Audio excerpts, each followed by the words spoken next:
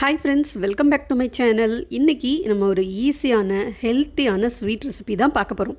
இந்த ஸ்வீட் பார்த்திங்கன்னா செய்யறதுக்கு ரொம்ப கம்மியான பொருள் மட்டுமே தான் பயன்படுத்த போகிறோம். அதுவும் சர்க்கரையே இல்லாமல் ரொம்ப ஹெல்த்தியாக இந்த ஸ்வீட் எப்படி செய்யலாம் அப்படிங்கிறத நான் உங்களுக்கு காமிக்க போகிறேன். நவராத்திரி ஸ்டார்ட் ஆகிடுச்சு, அடுத்தது தீபாவளி வந்துட்டுருக்கு. நிறைய ஸ்வீட்ஸ் பலகாரம்லாம் நம்ம செய்வோம் இல்லையா? இப்போ இந்த ஸ்வீட்டையும் நீங்கள் ஒரு தடவை செஞ்சு பாருங்கள், ரொம்ப டேஸ்ட்டாக இருக்கும். அடுத்தடுத்து நிறைய தீபாவளிக்கான ஸ்பெஷல் ஸ்வீட் ரெசிபி, பலகாரம் ரெசிபி எல்லாமே நான் உங்களுக்கு அப்லோட் பண்ணுவேன். இந்த ரெசிபிஸ் எல்லாமே நீங்கள் மிஸ் பண்ணாமல் தொடர்ந்து பார்க்கணுன்னா சேனலை மறக்காமல் சப்ஸ்கிரைப் பண்ணிக்கோங்க. பக்கத்தில் வர பெல் ஐக்கனையும் கிளிக் பண்ணிக்கோங்க. இது வரைக்கும் என்னோட சேனலை சப்ஸ்கிரைப் பண்ண எல்லாருக்கும் நன்றி. இந்த வீடியோ பார்த்து யாராவது சப்ஸ்கிரைப் பண்ணுறீங்க அப்படின்னா அவங்களுக்கும் நன்றி. தொடர்ந்து உங்களோட சப்போர்ட்டை கொடுங்க. ரொம்ப நன்றி எல்லாருக்கும். இந்த ஸ்வீட் பண்ணுறதுக்காக நான் 1.5 லிட்டர் அளவுக்கு பால் எடுத்திருக்கேன். நீங்கள் யூஸ் பண்ணுற பாத்திரம் அடிகனமாக அகலமாக இருக்கிற மாதிரி பார்த்துக்கோங்க. நான் நான்ஸ்டிக் கடாய் தான் யூஸ் பண்ணியிருக்கேன். அது மாதிரி நம்ம யூஸ் பண்ணுற பாலும் நல்ல திக்காக இருந்தால் தான் ஸ்வீட்டும் நல்ல ரிச்சான ஒரு டேஸ்ட்டில் இருக்கும். எந்த ஒரு ரெசிபி செஞ்சாலுமே நிறைய அளவுகளில் செஞ்சிட்டோம் அப்படின்னா ஆரம்பத்திலே ஏதாவது 1-2 சொதப்பல் வந்துருச்சுன்னா நம்ம செய்கிற எல்லா டிஷ்ஷுமே வேஸ்ட் ஆகிடும். ஸோ எந்த ஒரு டிஷ்ஷு செஞ்சாலும் கொஞ்சமாக ஒரு 1/2 லிட்டர் அளவுக்கு அளவுகள் குறைவாக நம்ம செஞ்சு பார்க்குறது நல்லது. ஏதாவது தப்புகள் இருந்தால் அடுத்தடுத்து நம்ம செய்கிறப்போ அதை நம்ம கரெக்ட் பண்ணிக்கலாம். பால் இந்த அளவுக்கு நல்லா கொதித்து வந்துட்டுருக்கு பாருங்கள். இப்போ ஓரத்துலலாம் ஆடை படிய ஆரம்பிக்கும்.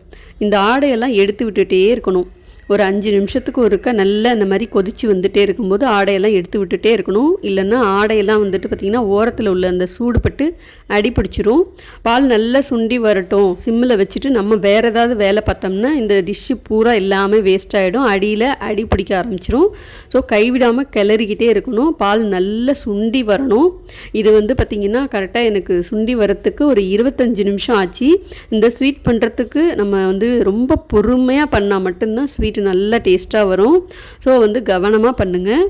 பால் நல்லா கொதித்து நல்ல பாதியாக இந்த அளவுக்கு சுண்டி வந்திருக்கு பாருங்கள். இப்போது ஒரு பாதி லெமனில் விதையெல்லாம் எடுத்துட்டு லெமன் ஜூஸை இந்த மாதிரி பிழிஞ்சு விட்டுக்கோங்க. கொஞ்சமாக ஃபஸ்ட்டு பிழிஞ்சு விட்டுட்டு நல்லா கலந்து விட்டுக்கோங்க.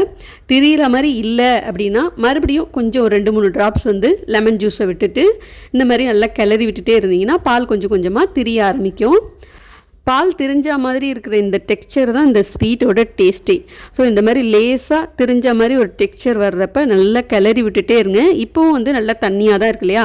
இந்த தண்ணியும் நல்லா வற்றி சுண்டி வரணும். ஸோ கிளறி விட்டுட்டே இருங்க. அடுப்பு மீடியம் ஃப்ளேம்லேயே வச்சுட்டு நல்லா கிளறி விட்டுட்டே இருக்கணும். பாலில் செய்கிற எல்லா ஸ்வீட்டுமே ரொம்ப டேஸ்ட்டாக தான் இருக்கும் இல்லையா? இந்த ஸ்வீட்டில் பாலை இந்த அளவுக்கு நல்லா சுண்டை வச்சு கெட்டியாக்கி அதுக்கப்புறமா நம்ம செய்கிறதுனால ஸோ டேஸ்ட்டுக்கு அடிச்சிக்கவே முடியாது. ஒரு சின்ன துண்டு நீங்கள் சாப்பிட்டா கூட இன்னும் நிறைய சாப்பிட்ணும் அப்படிங்கிற ஒரு ஆசையை தான் தூண்டும். ஸோ இந்த ஸ்வீட் ரெசிபி செய்யறதுக்கு கொஞ்சம் பொறுமை ரொம்பவே அவசியம். ஆனால் சாப்பிட்றப்ப ரொம்ப டேஸ்டியாக இருக்கும். கண்டிப்பாக ட்ரை பண்ணி பாருங்கள். இப்போ பாருங்கள் ஃப்ரெண்ட்ஸ், பால் நல்லா கொதித்து அந்த தண்ணியெல்லாம் வற்றி இந்த அளவுக்கு ஒரு க்ரீம் மாதிரி கெட்டியாக வந்திருக்கு பார்த்தீங்களா? மறுபடியும் இன்னும் நல்லா கிளறிக்கிட்டே இருக்கணும். ஒரு அல்வா பதத்துக்கு வரணும். அந்த அளவுக்கு நல்லா இந்த மாதிரி கெட்டியாக வரணும்.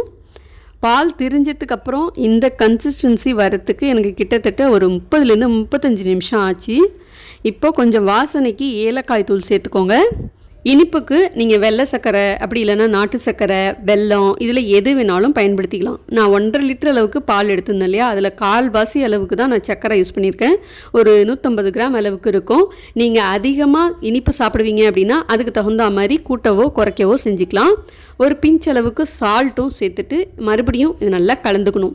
சர்க்கரை சேர்த்த உடனே மறுபடியும் தண்ணியாக இருக்கிற மாதிரி தான் இருக்கும். கொஞ்சமாக கெட்டியாக ஆரம்பிக்கும். கிளறி விட்டுட்டே இருங்க. சர்க்கரை சேர்த்து ஒரு 2-3 நிமிஷம் நல்லா கிளறி விட்டுட்டு ஃபைனலாக ஒரே ஒரு ஸ்பூன் மட்டும் நெய் சேர்த்துட்டு நல்லா கிளறி விட்டுட்டே இருக்கணும். இப்போ கடாயில் ஒட்டாமல் இந்த மாதிரி திரண்டு வருது பாருங்கள். இதுதான் நமக்கு சரியான பதம். ஒரு நெய் தடவின பிளேட்டில் இதை அப்படியே கொட்டிட்டு ஒரு ஸ்பூன் வச்சு நல்லா இதை சமப்படுத்திக்கலாம். இது மேலே டெக்கரேஷனுக்காக நட்ஸை சாப் பண்ணி இந்த மாதிரி குட்டியாக வச்சிங்கன்னா இன்னும் பார்க்கறதுக்கு அழகாக இருக்கும். ஒரு 2 மணி நேரம் நல்லா ஆற விட்டுட்டு அதுக்கப்புறமா இதை நம்ம பீஸ் போட்டுக்கலாம். அவ்வளோதான் ஃப்ரெண்ட்ஸ், டேஸ்டியான பால்கோவா ரெடி. வெள்ளை சர்க்கரையே இல்லாமல் நாட்டு சர்க்கரை யூஸ் பண்ணி ரொம்ப டேஸ்டியாக ஹெல்த்தியாக பண்ணியிருக்கோம். நீங்களும் இது மாதிரி ட்ரை பண்ணி பாருங்கள். வரப்போகிற ஃபெஸ்டிவல்ஸுக்கு இந்த ரெசிபி உங்களுக்கு ரொம்பவே யூஸ்ஃபுல்லாக இருக்கும். மற்றவங்களும் இதை தெரிஞ்சுக்கணுன்னா மறக்காமல் ஷேர் பண்ணுங்கள், லைக் பண்ணுங்கள், அப்படியே சேனலையும் சப்ஸ்கிரைப் பண்ணுங்கள். அடுத்து ஒரு இன்ட்ரெஸ்டிங்கான வீடியோவில் பார்க்கலாம். பாய்.